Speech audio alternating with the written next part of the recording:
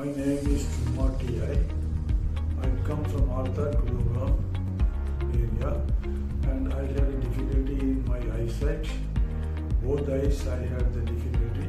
First it was operated on March 10, my right eye, and I was okay, but visible everything.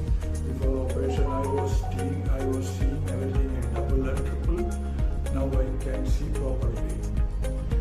There is no difficulty. I had a very nice treatment from this hospital, and I am very happy with their treatment.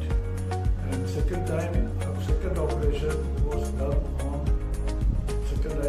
my left eye was operated on 30th April, which is also my normal sight. I got it, and I am very happy with the treatment and what the treatment which is they given to me. I am very fully satisfied.